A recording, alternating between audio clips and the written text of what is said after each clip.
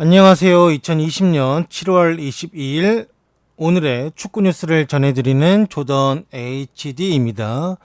저는 매일 저녁 8시에서 9시, 저녁 8시에서 9시에 카카오TV, 트위치, 유튜브에서 생방송을 진행하고 있습니다. 여러분들의 많은 관심 부탁드리며 오늘 첫 번째로 시작할 뉴스는 기성용 뉴스가 아니라 오늘 첫 번째 뉴스는 프리미어리그 쪽 뉴스입니다. 와포드는 나이젤 피어슨 감독을 경질했습니다.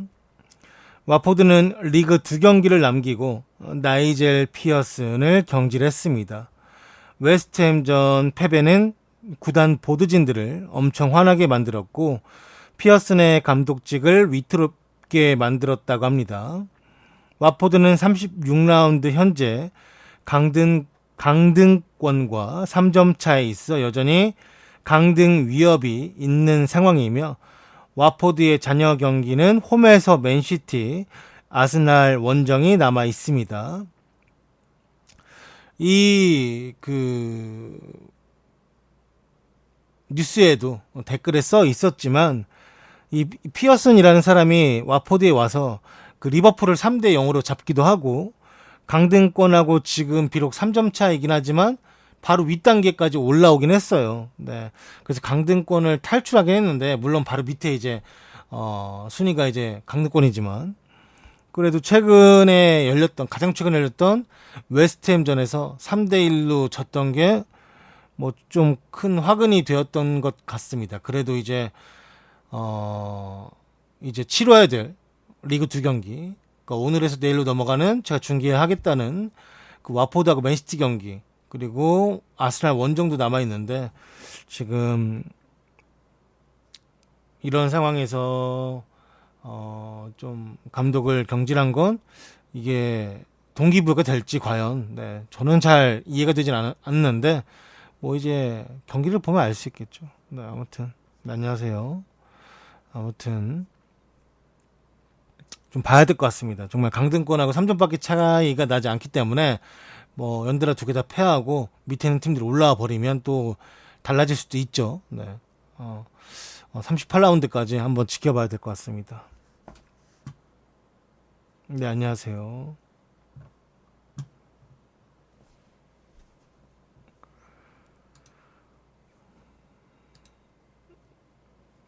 다음 소식은 맨유가 이 토리노 공격수 벨로티에게 관심이 있다고 합니다.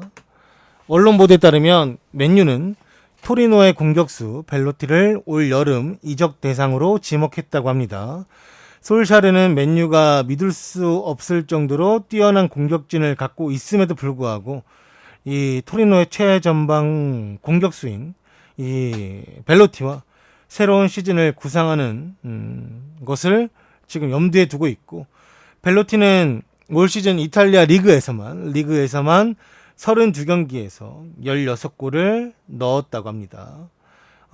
벨로티는 외국 클럽 한정, 그러니까 세리아 A 외에 다른 리그 한정 1억 파운드 1,517억의 방출 조항이 있는데 이 조항이 아직까지도 존재하고 있기 때문에 맨유가 어떠한 협상으로 벨로티를 데려올지는 지켜봐야 할 것 같습니다.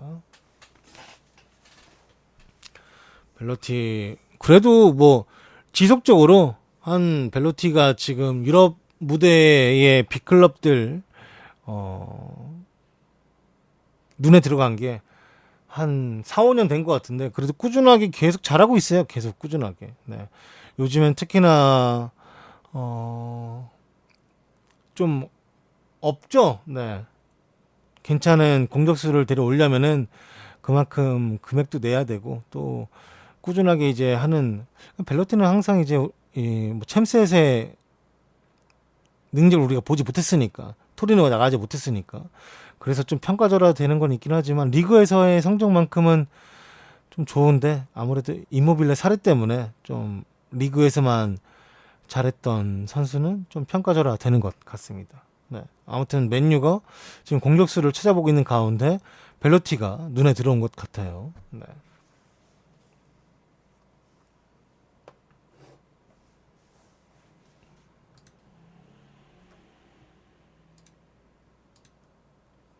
AS 모나코 감독이었던 로베르트 모레노 감독이 경질되었습니다. 네. 뭐 간단한 소식이에요. 경질되었다라는 소식을 전해드리고요.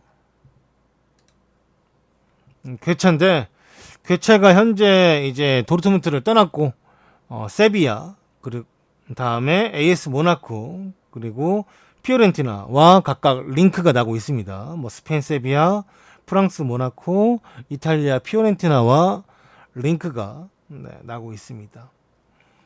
스카이 스포츠에 따르면 세비야가 마리오 괴체 영입 선두에 있다고 합니다. 모나코, 그 다음에 피오렌티나도 괴체에게 관심을 보였다고 하며 이 빌트지에서는 괴체가 독일 무대에 남지는 않을 것 같다. 독일 무대에 남는 게 괴체에게는 옵션이 아니라고 합니다. 그러니까 아무래도 이 세비야 쪽으로 갈 것 같아요. 또 계약이 끝났으니까.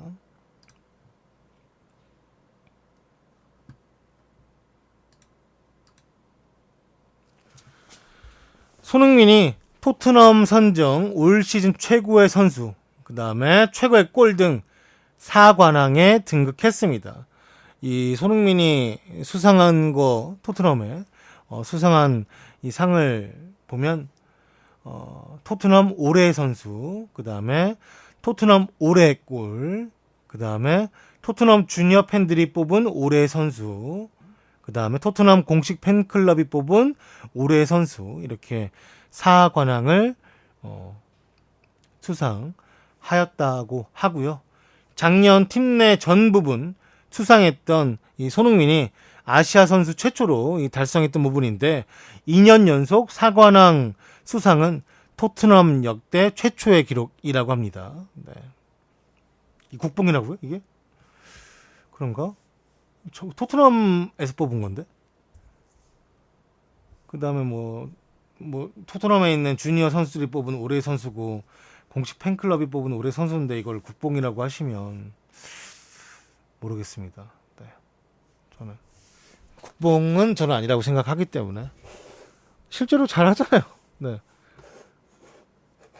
왜 평가절하를 하려고 하시는지 잘 모르겠지만 네.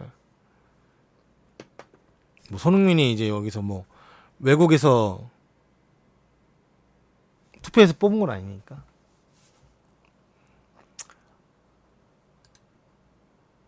아무튼 손흥민이 이제 사관왕을 수상했고요. 이렇게 2년 연속 수상한 건 손흥민이 처음이라고 합니다. 최초라고 해요. 상에 4개죠. 그래서 네.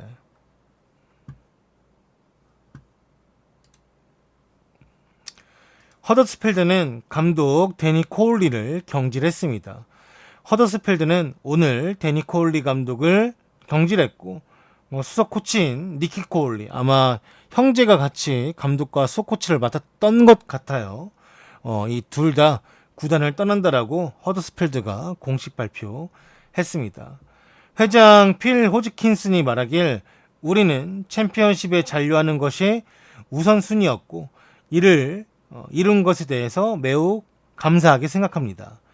우리 모두는 그들의 미래에 행운이 있길 바랍니다. 하지만 클럽의 장기적 관점에 있어서는 이러한 결정을 내릴 수밖에 없었고 우리는 클럽을 운영하는 방식과 성취할 수 있는 야망에 대해서 서로 다른 비전을 갖고 있었다라고 말했습니다.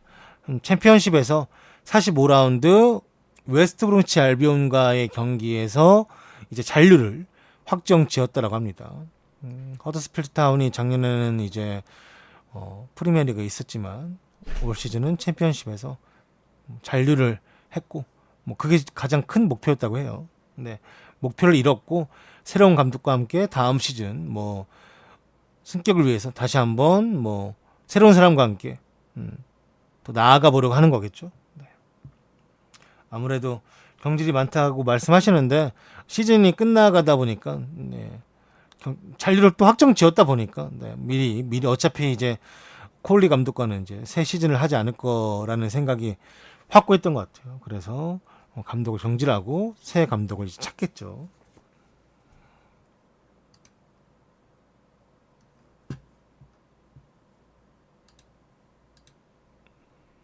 아까 국뽕이란 말이 안 좋은 말이 아니라 이제 국뽕이 차오른다. 손흥민에 대해서 그쵸. 네, 그런 말이었구나. 스페인 마르카에서 보도하길 이 레알의 루카 요비치 이적에 나폴리가 관심이 있다고 합니다. 나폴리가 레알 마드리드 루카 요비치를 영구 이적하는데 관심이 있는 것으로 알려졌습니다. 요비치는 지난 여름 프랑크푸르트에서 레알로 7천만 유로 958억에 이적했지만 올 시즌 기대에 부응하지 못했습니다. 이탈리아 보도에 따르면 나폴리가 요비치 에이전트인 팔리 라마다니를 만나 요비치를 이탈리아로 데려오고 싶다라는 의사를 전달한 것으로 알려졌다고 하며 나폴리는 요비치를 임대나 영구 이적하는데 관심이 있지만 올 여름 이제 많은 구단들이 재정 문제로 인해서 레알이 받으려고 하는 금액은 좀 받기 어렵지 않을까. 낮은 이적료로 아마 떠나더라도 낮은 이적료로 팀을 떠날 것으로 내다보고 있습니다. 근데 레알도 요비치를 좀 정리하고 싶어 하긴 하더라고요. 네. 근데 이제 금액이 그래도 900억대 선수를 데려왔는데 아무리 싸게 팔아도 이제 뭐 레알도 좀 한정선이 있을 거 아니에요. 네, 근데 그걸 나폴리가 낼 수 있을까? 뭐 임대도 뭐 또 가능하다고 하니까 좀 지켜보시면 알 수 있을 것 같습니다.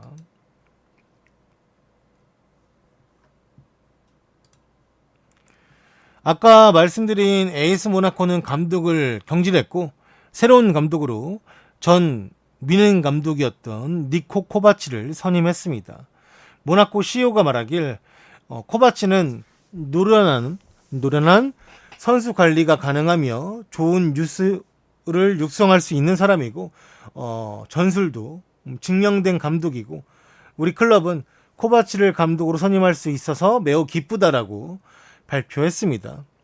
코바치는 2018년도 포칼 우승과 2019년 분데스리가 우승, 포칼 우승, 슈퍼컵 우승 경력을 가지고 있고 벌써 이번 주 월요일부터 이미 모나코를 지휘하고 있다고 합니다. 뭐 리그앙은 이전에 코로나 때문에 중단된 상황에서 리그를 다 정리했었고 이제 새 시즌을 기다리고 있죠.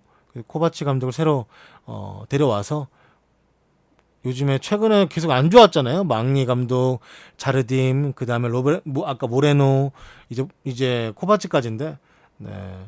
어떻게 될지는 좀 지켜봐야 될 것 같습니다. 네, 안녕하세요.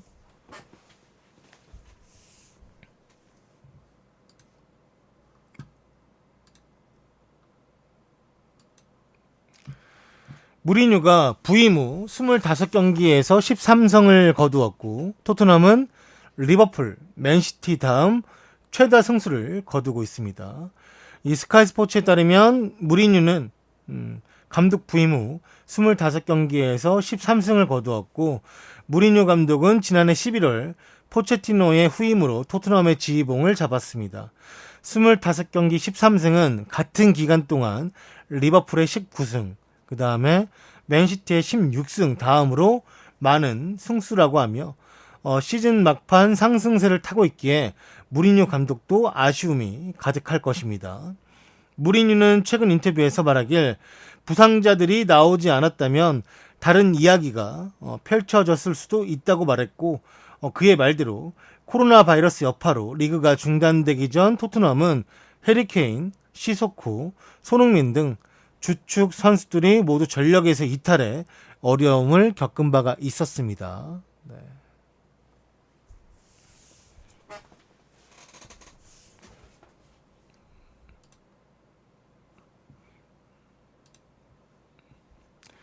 메시가 통산 7번째 피치치상을 수상했습니다. 피치치상은 라리가 득점왕을 말합니다. 메시가 계속해서 기록을 깨고 있습니다. 메시는 일요일 알라베스와의 경기에서 멀티골을 넣은 뒤 본인의 통산 7번째이자 4번째 연속으로 피치치 트로피를 차지하게 되었습니다. 그가 리그에서 33경기에서 25골을 터뜨리며 벤제마는 득점 2위로 시즌을 마쳤습니다. 이번 피치치 트로피는 역사에 남을 만한 결과인데 메시가 올 시즌 동률이었던 피치치 6회 달성을로 동률이었던 텔모 사라라는 선수를 넘었기 때문이며 그리고 피치치를 4연패 달성해서 우고 산체스와 동률을 이뤘다라고 합니다. 리그 최다 득점자가 된 것 이외에도 메시는 최다 도움인 21개 도움을 기록했습니다. 실제로 메시는 3연속 리그에서 득점왕 및 도움왕을 함께 석권했습니다. 네. 그렇다고 하네요. 도움왕도 뭐 3연속과 함께 득점왕도 그동안 같이 했다라고 또 하네요. 네, 대단하네요.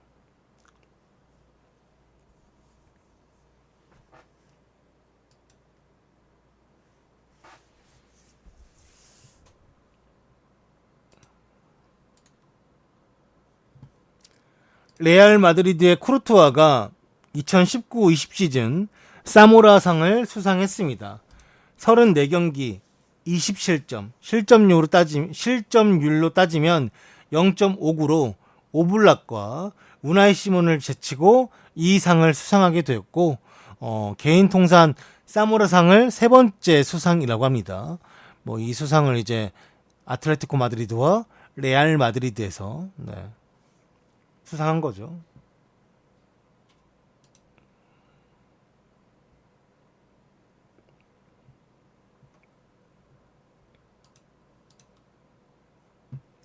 전북 현대가 모두 바로우를 영입했습니다. 바로우는 타고난 탄력과 스피드가 뛰어난 선수로 전북의 측면 속도와 공격력을 상승시킬 것으로 기대를 받고 있으며 특히 가공할 만한 속도가 강한 무기인 바로우는 돌파 능력과 테크닉까지 뛰어나 K리그 측면 공격수 가운데 가장 강력한 퍼포먼스를 보여줄 것으로 평가를 받고 있습니다. 바로우는 말하길 새로운 도전을 전북이라는 아시아 최고이자 챔피언인 팀에서 할 수 있게 되어서 영광이라고 말하며 올해도 팀이 챔피언 자리에 오를 수 있도록 자신이 가진 장점을 모두 쏟아붓겠다라며 의지를 나타냈고 한편 바로우는 지난 30일 미리 한국에 입국해 2주간의 자가격리를 무사히 마치고 14일 메디컬 테스트를 통과했다고 합니다. 네. 예전에 스완지 시티에서도 뛰었던 기성용과도 함께 뛰었었던 모두 바로 선수가 전북으로 오게 되었습니다. 어떻게 이제 뛸지는 어떻게 뛸지는 직접 봐야 될 것 같습니다. 궁금하네요. 저도 어느 정도 해줄지. 인터밀란은 첼시의 에메르송과 개인 합의는 완료가 되었으며 팀 간의 이적료 합의는 아직이라고 합니다. 이미 인터밀란은 하키미를 영입했고 이제 왼쪽을 강화하기 위한 옵션을 찾기 시작했는데 인터밀란이 이탈리아 리턴을 원하고 있는 에메르송과 합의했다고 합니다. 하지만 인터밀란은 첼시의 요구액인 3천만 유로 410억에서 좀 더 금액을 깎으려고 하기 때문에 아직 팀 간의 이적료 합의는 하지 못했고 문제는 이제 마리나와 좋게 헤어지지 못한 인터밀란의 감독 콘테와 관련이 있을 수도 있다고 합니다. 잉글랜드에서 나온 보도에 따르면 마리나는 콘테에게 호의를 베푸는데 관심이 없다고 합니다. 그 말인즉슨 이제 3천만 유로에서 깎아주지 않을 것 같다. 그것은 마리나와 콘테의 관계에서 좋지 않은 마무리를 이야기하는 거겠죠. 네. 그래서 이것도 이 여름 이적 시장에 이어지는 여름 이적 시장에 한번 지켜봐야 될 상황인 것 같습니다.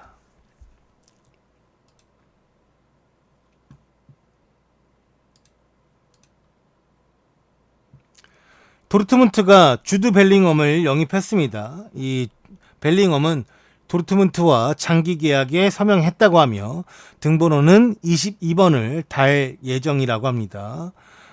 벨링엄은 현재 2003년생으로 16살이며 세계적으로 주목받고 있는 유망주고 이미 버밍엄 시티에서 프로 데뷔를 하였습니다. 네, 안녕하세요.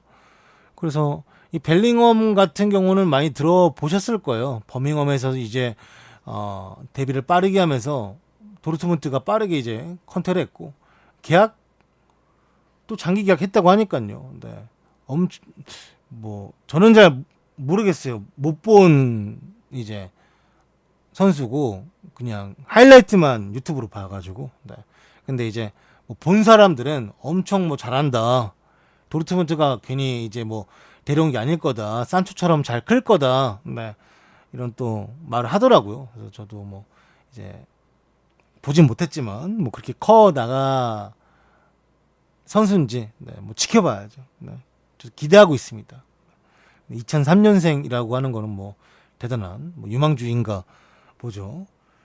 방송하는 분 기자 아니요. 저는 다른 분들이 이제 번역하신 글을 네, 여러분들에게 전해드리는 그냥 전달자 정도밖에 안 됩니다. 기자하고는 아무런 상관도 없고 의미도 없습니다.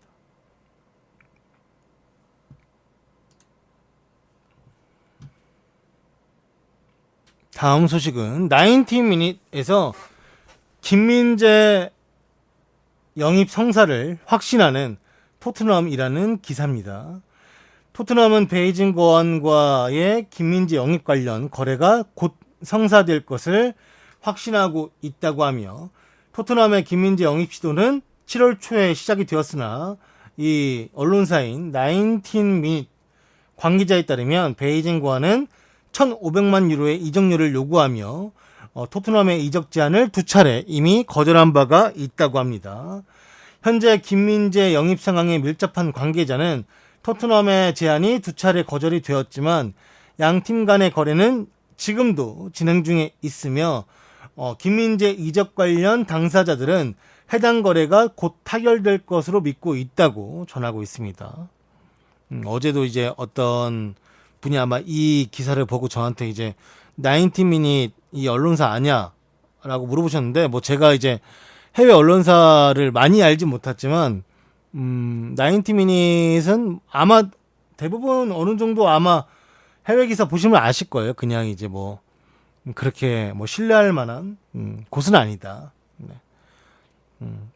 그 정도로 그냥 알고 계시면 될 것 같습니다. 뭐 이렇게 제가 이거에 대해서 막 이거 뭐 믿지 마라 아니다 뭐 이렇게 말은 뭐 함부로 못하지만 그냥 이전에 이제 사례들을 미뤄봤을 때 그냥 네 그냥 뭐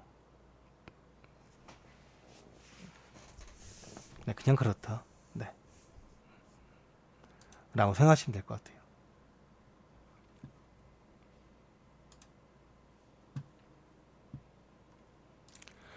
황희찬은 기초 군사 훈련이 아닌 여권 갱신을 받을 것이며 다음 주 팀 훈련, 그러니까 이 새로운 이제 이적할 팀 라이프치히 팀 합류를 예상하고 있습니다. 황희찬이 다음 주경 라이프치히에 합류한다고 합니다. 황희찬이 이제 뭐 기초 군사 훈련 때문에 팀 합류를 좀 늦게 할 것이다. 아니면 팀 합류 훈련을 좀 못하고 바로 뭐 새 시즌에 돌입할 수 있다 뭐 이런 말이 있었는데 그게 아니라 여권 갱신만 받고 출국할 예정이라고 합니다. 황희찬이 지난 7일 인천공항을 통해서 입국을 했었고 그리고 다음날 라이프치히는 황희찬의 영입을 공식적으로 발표했습니다. 황희찬의 라이프치히 영입은 5년 계약에 등번호 11번을 부여받았습니다. 등번호 11번은 황희찬이 이제 대표팀에서 저렇게 달고 뛰었던 번호이기도 하지만 티모 베르너가 달았던 번호이기 때문에 그만큼 황희찬에게 거는 기대가 있다라는 것이겠죠. 축구계 소식통들에 따르면 황희찬은 현재 경기도 모처에서 자가 격리를 시행 중에 있으며 해외 입국자가 반드시 거쳐야 하는 14일 자가 격리는 내일 해제가 된다고 합니다. 라이프치히 소식을 전문적으로 전하는 RB 라이브에서는 라이프치히가 황희찬을 제외하고 훈련을 시작한다라고 보도했습니다. 그 이유가 있었는데 황희찬은 아시안게임 금메달로 군 면제 혜택을 받았지만 여권 만료가 다가와 기한을 연장해야 했다고 합니다. 그래서 이제 여권 기한 연장을 하는 것이고, 당초 4주간의 군사훈련을 받기 위해 라이프치 훈련에서 빠지는 게 아니냐라는 추측이 있었는데, 확인 결과 여권 연장이 주된 이유였다고 합니다. 그리고 이제 분데스리가 새로운 시즌 시작은 9월 18일부터 새로운 시즌이 시작이 된다고 합니다.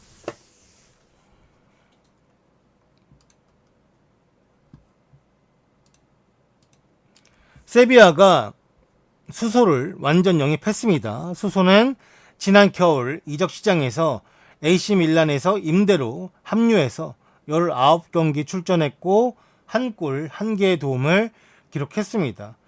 챔피언스 리그 진출에 따라 이 계약에 원래 들어가 있던 건데 AC 밀란으로부터 완전 영입 옵션 이게 발동이 되어서 이적하게 되었다라고 합니다. 수소는 세비야와 5년 계약을 맺었다라고 합니다.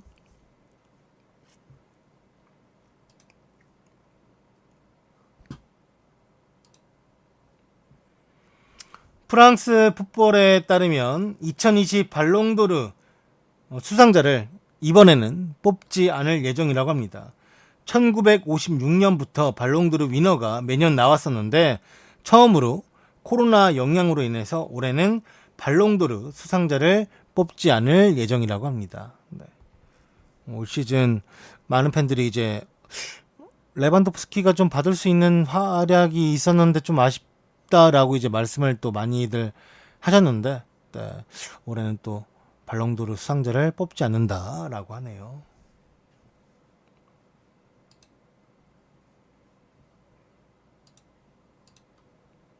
카솔라가 비아레알과의 계약이 끝나고 이제 알사드와 새로운 계약을 맺었다고 합니다.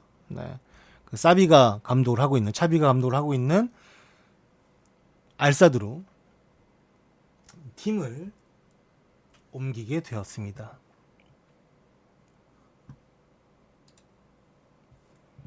다음 소식은 김민재 리버풀 관련 제목에도 써 있지만 김민재 리버풀 관련인데요. 토트넘 아니면 리버풀이냐, 이런 기사가 김민재 관련 90 미닛에서 보도가 되었습니다. 이 기사를 내용을 살펴보면 김민재는 매우 좋은 선수이고 잠재성 있는 젊은 중앙 수비수로서 토트넘 또는 리버풀의 자산이 될 수 있을 것이며, 토트넘은 사실 리버풀보다 김민재가 더 필요한 상황인데 시즌 종료 후에 토트넘은 베르통원이 떠날 것으로 보이고 무리뉴 감독은 대체자가 필요하다.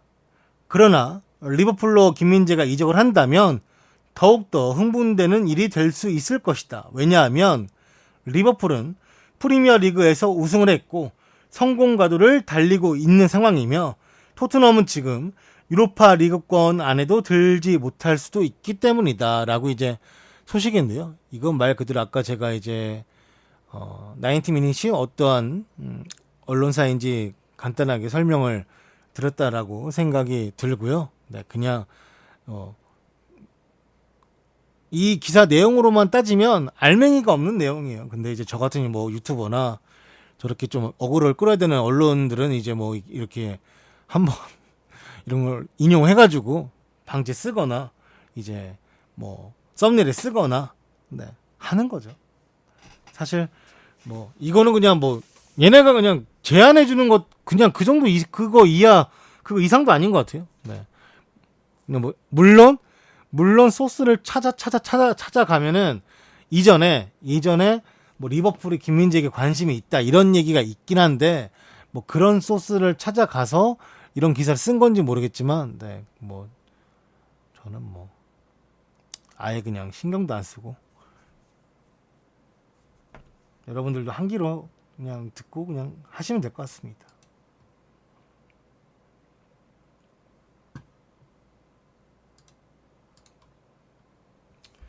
스카이 스포츠에 따르면 첼시는 하베르츠와 개인 합의는 완료가 되었고 며칠 내로 공식적인 8천만 유로 1104억의 오퍼를 첼시가 레버쿠젠에게 넣을 예정이라고 합니다.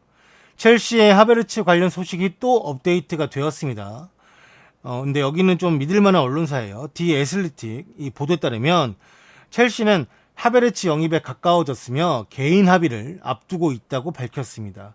현재 선수와 구단 간의 합의는 완료가 되었으며 하베르츠는 첼시 이외에 다른 팀은 가고 싶어하지 않는다라고 하며 며칠 내로 8천만 유로의 액수에 해당하는 첼시의 공식 오퍼가 레버쿠젠에 도착할 것으로 내다보고 있습니다. 이 협상은 빠르게 진행이 되고 있습니다. 이 디 애슬리틱 언론에 따르면 램파드와 체어가 베르너 영입할 때 했던 것처럼 하베르츠에게 직접 연락을 해서 설득을 했다고 합니다. 이는 베르너 이적 케이스와 마찬가지로 잘 먹혀든 것처럼 보이며 첼시는 이제 그의 영입에 한 걸음 더 가까워졌다고 합니다. 제가 이거 기사를 처음 봤을 때 너무 큰 금액인데 1,100억이 넘는 금액을 이 요즘 같은 상황에 쓸까 해서 이 기사가 나왔을 때도 사실 디 애슬리틱이라는 언론사는 그래도 아마들 많이들 아실 거예요. 여기는 되게 그래도 신뢰도와 공신력이라는 말을 들을 만큼의 그런 곳인데, 그래서 다른 곳의 기사를 좀 찾아보니까 우수수수 지금 하베르츠와 첼시 관련된 기사들이 많이 나오고 있더라고요. 그리고 이제 좀 하베르츠가 왜 첼시에 관심을 가질까 찾아보니까 그러니까 내가 기사를 찾아본 거예요. 기사를 찾아보니까 이제 여기서 기사에서 나왔던 것처럼 램파드와 체어가 직접 연락한 것도 있지만 이 독일 그러니까 리디거 그리고 이 티모 베르너는 이제 뭐 영입이 확정됐으니까 이 선수들이 하베르츠에게 좀 많이 연락을 하면서 뭐 함께 해보자. 여기서 우리 같이 뛰어보자라는 이제 뭐 그런 이제 뭐랄까 제안? 네. 그렇다 보니까 또 이제 본인이 이제 독일 밖에 이제 이적일 수 있잖아요. 간다면. 근데 이제 또 독일 선수가 자기와 이제 좀 친분이 있는 독일 선수가 있다면, 네. 아무래도 생활에 있어서는 뭐 이렇게 좀 이렇게 편한 건 아니고 그래도 이제 덜 힘들 수 있잖아요. 같은 이제 국적의 선수가 있다라는 것은. 네, 그렇다 보니까 좀 관심을 가지고 있는 게 아닌가. 그래서 본인은 개인 합의는 첼시와 완료가 됐는데 이 구단 간의 이적료 합의가 이제 돼야 되니까. 근데 레버쿠젠도 뭐 하베르츠를 꼭 뭐 못 판다. 얘 우리 팀에 꼭 있어야 되는 이게 아니라 뭐 수긍할 수 있는 금액이면 뭐 이적도 생각해 볼 수 있다. 이런 스탠스를 레버쿠젠이 갖고 있어서 뭐 금액만 맞춰준다면 하베르츠가 첼시에서 뛰는 다음 시즌의 모습도 볼 수 있지 않을까 생각을 합니다. 네. 안녕하세요.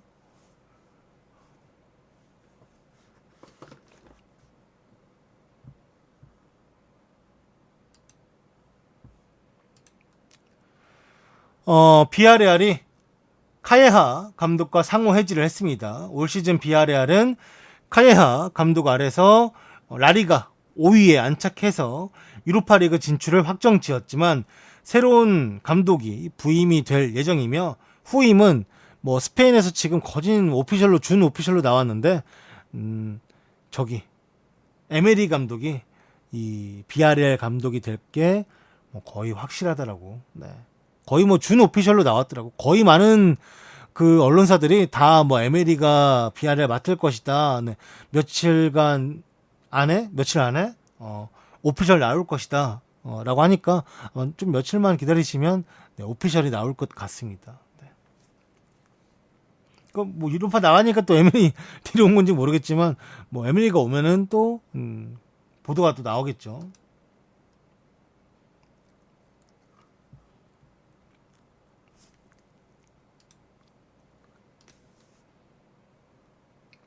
오늘 이제 국내 팬들에게는 가장 큰 화두가 되지 않았을까 합니다. FC 서울이 기성용을 영입했습니다. FC 서울이 한국 축구를 대표하는 스타 플레이어 기성용을 영입했습니다. 계약 기간은 3년 6개월로 뭐 기존의 6개월 뭐 계약할 거다. 그리고 뭐 팀을 떠날 거다 말은 했지만 여기에서 계약 기간은 3년 6개월입니다. 그래서 2023년까지며 기타 계약 조건은 상호 합의하에 서로가 공개하지 않기로 했다고 합니다. 기성용이 11년 만에 친정으로 돌아왔습니다.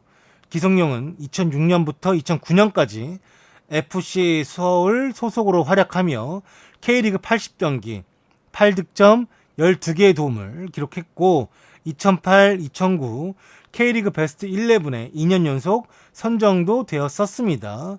서울이 배출한 최고의 스타 선수로 발돋움했었고 이후에 셀틱, 해외 셀틱으로 이적했고 영국의 스완지 시티, 선더랜드, 뉴캐슬 등에서 활약하며 아주 세계적인 선수로 성장을 했습니다. 기성용은 국가대표팀에서도 굵직한 족적을 남긴 선수인데 3번의 월드컵 참가와 2번의 올림픽에 출전했고 한국을 대표하는 핵심 선수로 자리매김했습니다. A매치를 무려 110경기를 뛰었고 10득점을 기록했으며 2015 아시안컵과 2018 월드컵에서는 국가대표팀 주장으로서 대한민국 축구를 이끌었습니다. 대한축구협회 올해 선수상 2011년, 2012년, 2016년 이렇게 3번을 수상한 한국 최고의 선수 중 한 명이라고 볼 수가 있습니다. 네.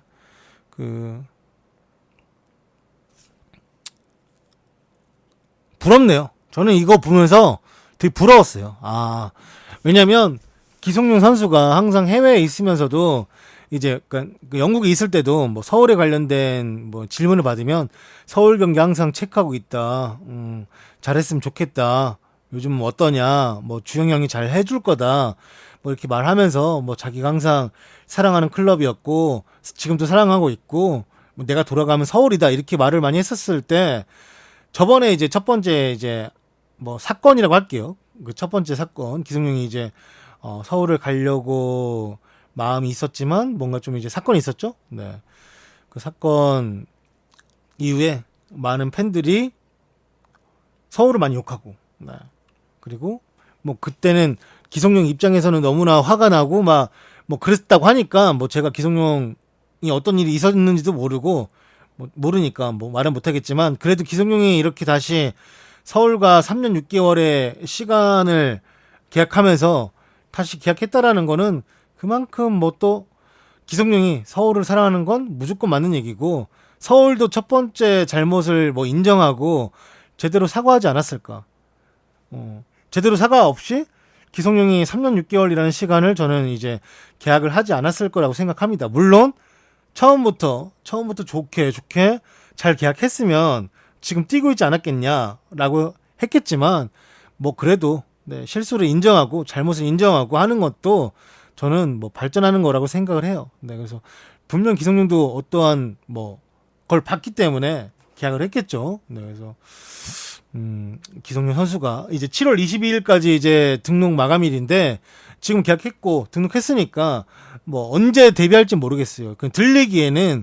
들리기에는 기성용 선수가 이제 들리기에는 몸 상태가 프리시즌 몸 상태다. 그러니까 많이 안 좋은 것도 그렇다고 당장 경기를 뛸 수 있는 것도 아니지만 최대한 서울 이제 팀 상황에 맞게 맞춰가지고 뛰는 모습을 보여주겠다라고 하니까요. 제가 보기엔 당장은 바로 다음 경기 이렇게는 사실 잘 안 될 거라 생각하지만 그래도 지금 서울의 현 상황 지금 좀 안 좋잖아요. 좀 빨리 와서 도와줘야 되는 상황이고 미드필더 라인에서도 선수들이 자주 바뀌고 지금 그러고 있는데 그런 상황을 또 봤을 때는 기성용이 좀 능수능란하게 노련하게 좀 빠르게 뛸 수 있는 모습 우리가 곧 보지 않을까 생각을 합니다. 네. 특히나 제가 또 이 기성용 선수가 이제 왔다라는 걸 보면서 부러운 이유는 수원에 원래 이제 조원희 선수가 현역을 다시 복귀한다 이런 말이 있었었는데 저는 사실 그것도 사실 반가웠어요. 그래서 지금 누구라도 오면은 좋겠다. 노장 선수라도 조원희 선수가 좀 잘 잡아주면 좋겠다 싶었는데 오늘 또 들어보니까 조원희 선수가 수원 삼성에 오는 게 아니라 그 수원 FC로 갈 것 같다라고 하더라고요. 네, 그래서 그 이유가 뭐 이임생 감독도 이제 경질이 됐고 뭐 팀을 나가게 됐고 이임생 감독 있을 때 이제 오려고 했던 건데 네, 뭐 그게 잘 안 돼가지고 본인을 또 수원 FC가 또 원했나 봐요. 네, 그래서 이제 조원이에게 좀 뭐 이제 우리 팀의 플레잉 코치를 하면서 선수로 뛸 수 있는 좀 이렇게 제안을 하고 싶은데 올 마음이 있냐? 이거에 이제 좀 조원희 선수가 좀 마음이 흔들린지 모르겠어요. 내일까지가 등록일이라 뭐 미리 등록하고 발표는 좀 며칠 뒤에 할 수도 있는 거고 뭐 그건 어떻게 될지 모르니까. 그리고 또 한준 이 기자님 저는 맨 처음에 한준 기자님 유튜브에서 들었거든요. 그래서 한준 기자님 유튜브에서 들은 걸 알려드리는 건데 또 조원이가 이제 프로 데뷔를 울산에서 처음 했는데 지금 뭐 수원 FC 거기 김호곤 단장님 계시고 하면서 또 그 울산에 그 당시에 울산에 뛰었던 김도균 그 당시 선수가 현재 이제 수원 FC 감독이기도 하고 해가지고 또 이게 다 울산 쪽과 또 어울리고 또 연결고리 있기 때문에 이런 소식을 또 들으신 것 같아요. 그래서 이게 결과가 어떻게 될지 모르겠지만 당초 수원 삼성으로 올려던 조원이가 뭐 손 FC로 갈 수도 있다. 근데 뭐 일단 뭐 듣기로는 그다음에 일단 지금은 기사도 난 것 같더라고요. 네, 지금은 그래서 이렇게 기사까지 난 거 보면은 플레잉 코치 제안했다라는 것도 맞는 것 같고 조원이가 고민하는 것도 맞는 것 같습니다. 뭐 조원이 선수가 또 수원에서 오래 뛰었기 때문에 뭐 어떤 선택을 하던 조원이 선수에게 뭐 선수를 좀 더 할 수 있는 기회 아니면 우리가 또 그걸 볼 수 있는 상황 이런 거 봐도 좋고 네. 어디로 가든 조원이 선수가 원하는 대로 잘 이루어졌으면 좋겠다라는 생각을 합니다. 개인적으로. 오늘은 뭐 사실 오늘 뭐 방제 김민재 리버풀이 들어가긴 들어갈 거예요. 근데 죄송한 말씀 미리 드릴게요. 네. 그렇게라도 좀 이렇게 제목이 어그로 끌어야. 네. 조회수도 많이 안 나오는데 사실 유튜브가 네. 그 유튜브 조회수 때문에라도 좀 해도 이해 좀 부탁드리겠습니다. 네. 서울로 이적한 기성용 이유가 한예진 때문에? 아니 원래 기성용이 서울 출신인데 왜?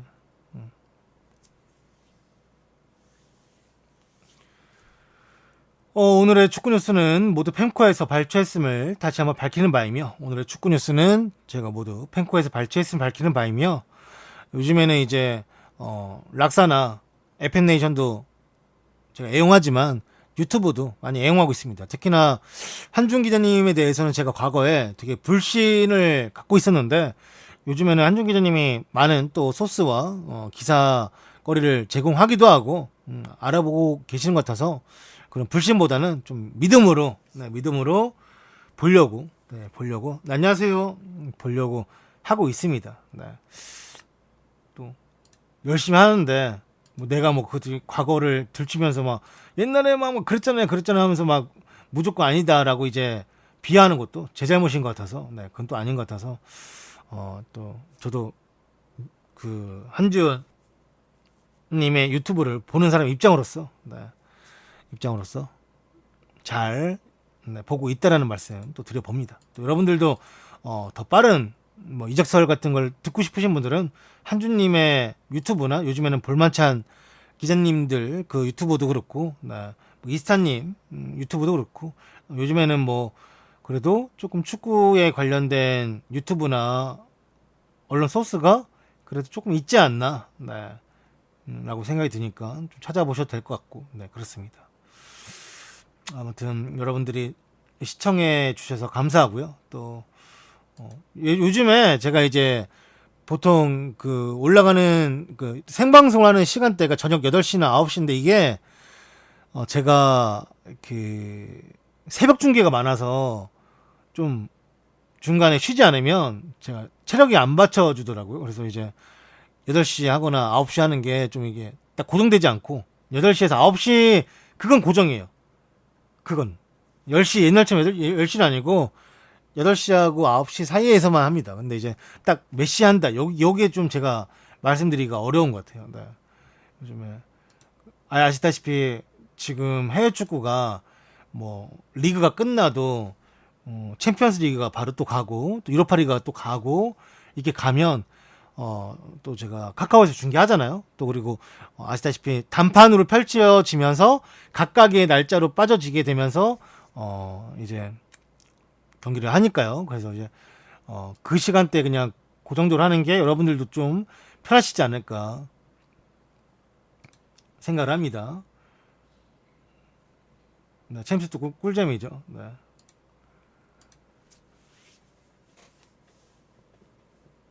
자, 여러분들 다시 한번 너무 감사합니다. 네, 고맙습니다. 카카오 시청해주신 분들 유튜브, 트위치까지 감사합니다. 고정된 시간에 자주 찾아와 주시면 감사하겠습니다. 고맙습니다.